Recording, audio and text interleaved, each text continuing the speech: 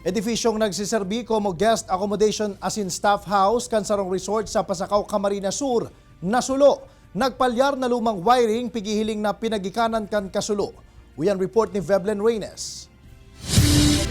Nakatenga mo na ang mga gamit na ini sa Pavilion Kansarong Resort sa Barangay Balogo, Pasakaw, Camarines Sur. Ini makalihis masulo ang edifisyong kinamumugtakan kan mga ini. Sigun sa caretaker kan resort, basang na sarang nagkaigwanin kalayo sa ikaduwang eskalon kaini na nagsisirbing akomodasyon kan mga bisita.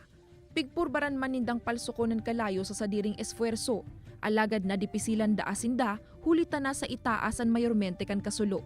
Fortunately, wala namang guest sa taas kasi lahat na andito sa baba, sa open area.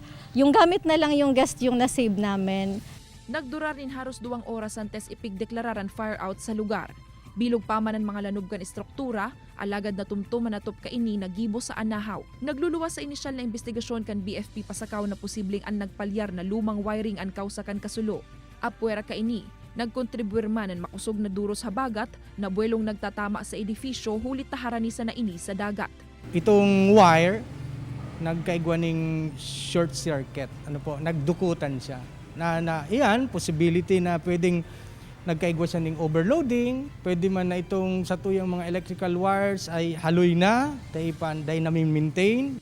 Sa ibong kaini, mayo manin personang nakulugan sa insidente.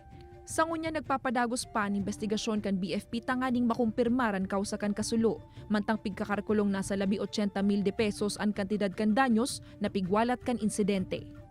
Kaibanan si Jovel Obiso, Veblen Reynes, Balitang Bicolandia.